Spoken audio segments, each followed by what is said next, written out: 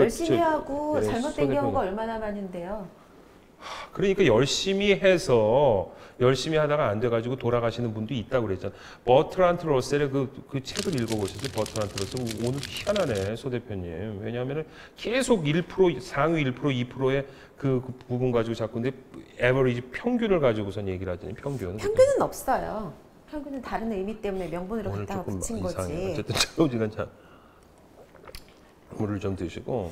그러면 네. 저희 좀 비밀스러운 얘기를 한번 해볼까요? 무슨 비밀스러운? 실리콘밸리가 엄청나게 떴잖아요. 그럼 뭐 지금도 괜찮죠. 물론 거기 있는 사람들은 물가가 너무 비싸서 살기 힘들지만 근데 지금 전 세계적으로 그렇게 뜨는 밸리가 하나 또 있잖아요. 뭘로 뜨냐고? 암호화폐로 뜨는 거야? 아니면 블록체인으로? 크립토밸리.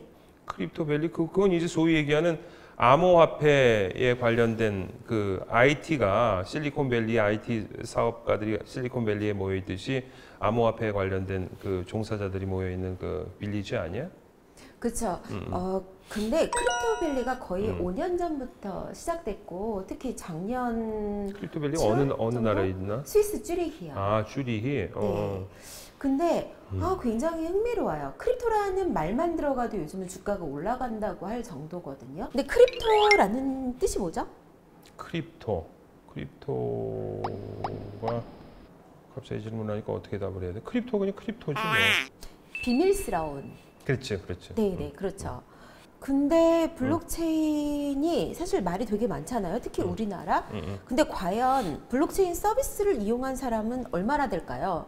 우리 굉장히 지금 밋업도 굉장히 많고 그리고 컨퍼런스도 굉장히 많이 하고 되게 많이 하는데 막상 무슨 서비스를 이용해 보셨어요? 거래는 하셨어요? 지갑은 내가 하나 열어놨는데 나는 그렇게 막 투자를 막 왕성하게 하고 그러는 건 아니에요. 솔직히 얘기해서. 근데 이제 뭐 어느 정도 이제 많이 알고 있죠.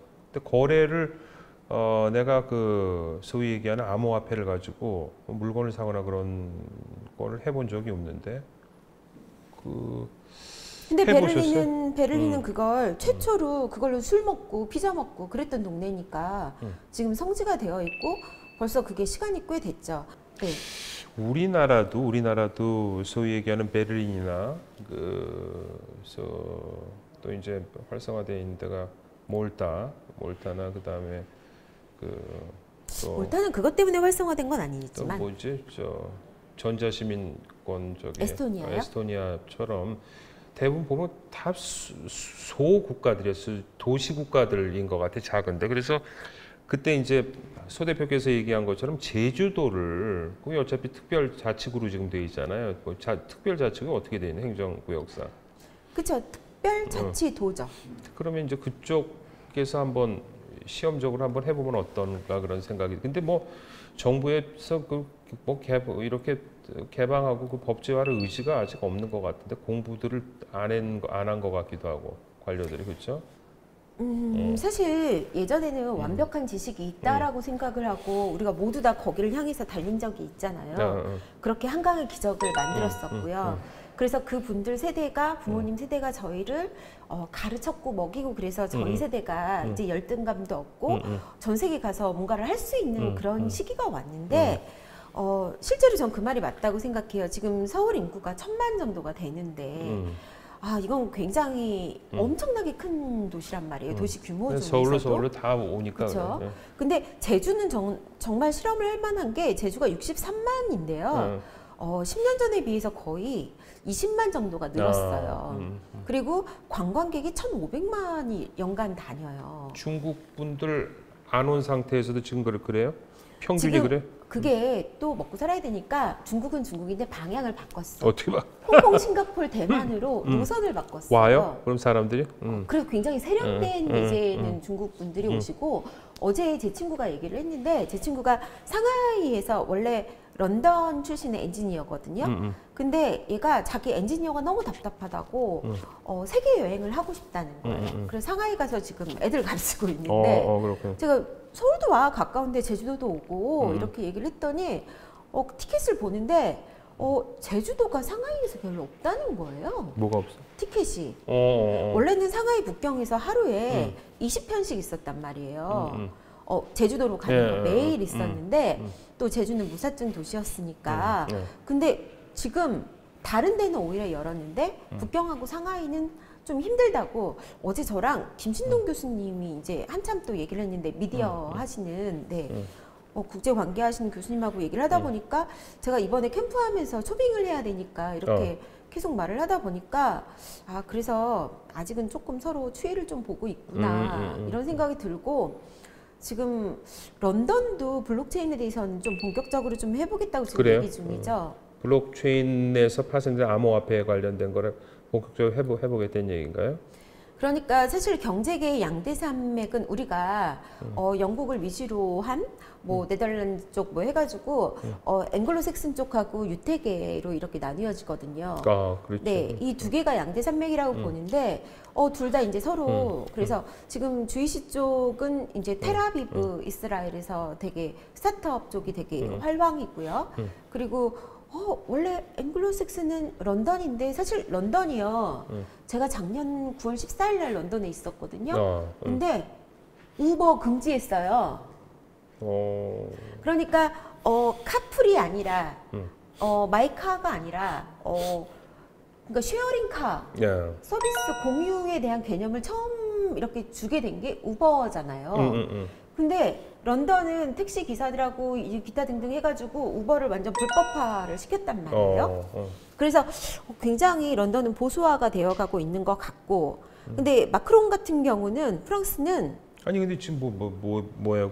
근데 보수화 돼 있는데 암호화폐를 시험적으로 지금 해보겠다는 얘기예요?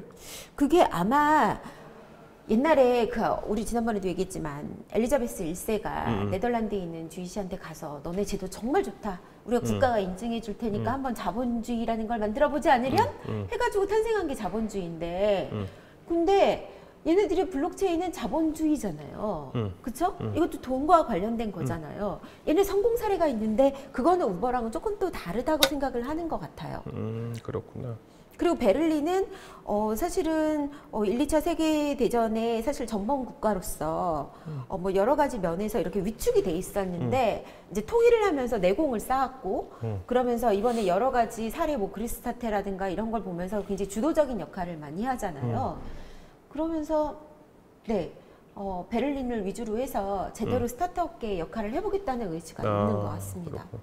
그럼 지금 이제 뭐 조금 시간도 되고 그래서 정리를 해보면은 그 로서버에 이제 관련된 얘기를 하다가 소위 얘기해서 각국의 지금 암호화폐 시장의 이제 그 운영과 소위 얘기하는 실태를 워낙 뭐 많이 알고 그 국제화되어 있는 그 소 대표께서 얘기를 하셨는데 제일 그럼 활성화되어 있는 데가 몰타인가? 몰타가 아니고 아까 크립토밸리. 크립토밸리. 거기는 완전히 이제 국가가 제도적으로 안고 해보겠다라는 의지가 있죠. 그래서 우리나라보다는 훨씬 더 체계를 잘 갖춰나가고 있고요.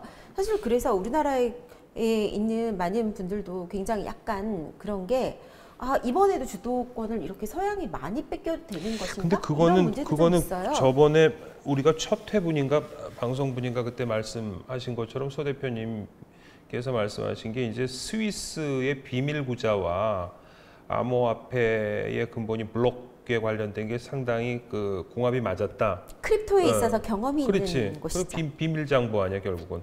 블록이라는 거 요렇게 해가지고서 숨겨놓을 수 있는 창고 아니야, 그렇잖아. 노하우가 그래서 스위스하고 맞는 거 아닌가. 그날 뭐 미리 얘기를 했잖아, 그렇죠? 근데 맞는다고 해서 맞는 애가 그걸로 한 번 대박을 터뜨렸는데 맞는 애가 2번 대박을 터뜨리는 경험도 있으나 안 맞는다고 해서 구경만 하다가 우리가 또 당할 수 있는 건 아니라는 생각이 들어요. 우리나라 이제도 빨리 좀 진행을 했으면 좋겠다는 얘기죠, 그렇지? 네. 그래서 저는 사실은 컨텐츠로서 컨텐츠에 대한 보수를 받는 방법으로서 스팀잇에 대해서는 굉장히 좋게 생각을 하고 있고요. 근데 자꾸 뭐 하여튼 스티밋에 그러니까 원천 기술이 없으면서 뭐 여러 가지로 접근하는 그런 사례들도 많이 보이곤 그렇죠. 있는데 우리가 고령화 문제가 있는데 고령화에 대한 리서치를 쫘르륵 해가지고 좀 더 진지하게 거기에 대해서 코인을 한번 해보는 것도 괜찮을 것 같아요. 아까 그 치매 코인 괜찮은 것 같죠? 네. 그리고 사실 일본이 아주 재밌는 게 있어요. 일본은 뭐로 유명하죠? 온천. 빠찡꼬. 빠찡꼬가 유명한데 일본에 빠지고 나 가봤어. 일본의 동경의 신주쿠 쪽에 내가 2090년도 말인가 2000년도에 갔는데 와 뭐 구슬이 막 그냥 뭐 이렇게 돌아다니는 게 있대. 핵심을 얘기하셨어요. 이게 일본은요 도시별로 지역별로 그리고 고령화가 많이 고령 사회잖아요. 거기는. 그래서 빠찡코가 그분들의 굉장히 중요한 일정 중에 하나인데요. 동네마다 마을마다 구슬이 달라요. 어떤 느낌인지 아시겠죠? 난 그거는 모르겠는데. 코인하고 똑같은 거예요. 코인과 구슬이 거의 비슷한 거예요. 그래서 지금 구슬의 크기가 다르다는 거야? 아니면 구슬에 무슨 뭐 종류가. 무늬가? 그래서 심지어는 같은 동네에서 구슬로 물물 교환을 해요. 이거 조사해봐. 이거 진짜야? 진짜예요. 저번에처럼 또 틀린 거. 이건 100% 진짜 진짜요? 현재 상황이에요. 현재 상황이고 사실 그래. 일본에 빠지고 가시는 분들 되게 많을 텐데 차마 말을 못해서 그렇지. 일본의 여행 목적보다 빠찡코 하러 가는 사람들이 많다. 사실 좀 많이 있잖아요. 한국 분들 중에서도. 근데 그래서 일본이 이번에 뭐 게임과 관련된 그 화폐를 하면서 일주일인가 2주 전인가 그게 있었죠. 그래서 뭐 중국하고 동남아하고 일본을 잇는 게임머니, 게임과 관련된 블록체인 가상화폐가 출시가 되고 그걸 뭐 등록을 했다라는 얘기가 얘네가 이미 경험이 되게 많은 거야. 다른 종류의. 근데 저 우리나라도 되게 흥미로운 게 우리나라 아이들의 머니가 있어요. 그게 뭔지 아세요 혹시? 딱지 아니야 옛날 우리? 문화상품권. 아이들은 자기 계좌를 가질 수가 없거든요. 우리 때는 딱지 뭐 이런 거가 사실은 돈을 주고 사고 팔고서는 그랬었는데. 근데 요즘 애들이 딱지를 잘 안 하고 게임을 하잖아. 게임을 하려면 게임 머니로 바꿔야 되고 이걸 할 수 있는 게 문화상품권인 거예요. 그래서 아이들의 머니가 문화상품권이 돼서 문화상품권의 원래 의도는 그것이 아니었지만 사실 굉장히 확장이 되어 있는 상태인 거죠 지금. 그렇구나. 앞으로 우리나라가 그 외국이 아직 뭐 완전히 정착을 하고 안착이 된 곳은 없죠. 스위스가 지금 시험적으로 지금 하고 있는 단계고 그렇잖아. 그러니까 좀 더 이제는 자리를 잡긴 했지만 근데 사실 하나가 자리를 잡는 데는 굉장히 오래 걸리는 것 같아요. 100년, 200년 쭉 성장을 하는 것 같아요. 자본주의도 처음부터 이렇게 딱 안착이 된 게 아니잖아요.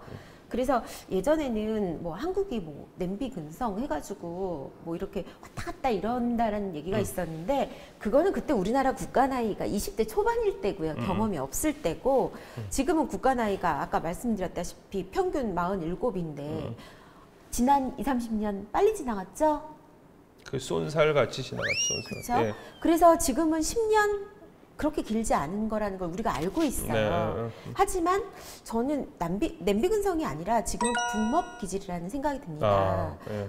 우리나라 사람들이 되게 똑똑해서 이게 맞다 싶으면 한번 같이 밀어보자, 해보자 이런 마음이 있는 거예요. 되게 다이나믹하기도 하고 그래서 우리나라한테도 어떤 기회를 좀 길게 보고 멀리 보고 근데 제가 보기에 이거는 100년 이상 갈 수 있는 여러 가지 의미가 있는 때고요. 그래서 정부도 좀 더 길게 보고 같이 있는 우리도 좀 길게 봐야 될 것 같아요. 그렇죠. 뭐 경제도 뭐 미시가 있고 거시가 있듯이 좀 길게 보고 하면은 될 것 같아요. 오늘 뭐 아주 재미는 오늘은 별로 없는 것 같아. 오늘 상당히 뭐 학구적인 그 얘기를 나눈 것 같아서 저는 상당히 기분이 오늘 좋습니다. 다음 주에 그러면 우리 뭐 지식과 미모를 겸비하신 소 대표님을 다음 주에 또 뵈야 되겠네요. 하여튼 블록체인 시장은 굉장히 흥미로운 것 같아요. 약간 춘추 전국 시대에 사는 것 같은 느낌이 있어서 앞으로 미래는 어떻게 될까? 5년 후, 10년 후, 20년 후, 30년 후 제가 죽기 전까지는 정말 다양하게 스마트폰이 없다가 있게 된 것처럼 또 없던 것들이 많이 생길 것 같아서 매일매일이 굉장히 드라마틱하다는 생각이 듭니다. 저도 그래요, 저도. 네, 우리 드라마틱한 다음을 위하여 네. 여기까지 하겠습니다. 안녕히 계세요. 다음에 뵙겠습니다. 감사합니다. 생활 잘 된 거는 아까 암호화폐에 관련된 효과 부분에 대해서 좀 재밌지 않았어요? 그 부분에서 내가 조금 많이 아는 부분이기 때문에 말이 술술 나갔던 것 같아요. 그거 좀 재밌지 않았어? 아까 오늘 질문 중에 이제 로저버가 왔고 로저버가 저희 작가님이 써주신 거로는 예수냐 유다냐 이런 건데 저는 블록체인도 이것도 새로운 지금 지평을 여는 상황이 됐고 우리도 역사의 중간에 있는 거잖아요. 이 중간에서 그 역사에서 지금이 어떤 순간인지는 지나가 봐야 되는 거고요. 중요한 건 우리가 이 순간에 충실하게 재밌고 즐겁게 성장도 하고 잘 지내는 거죠.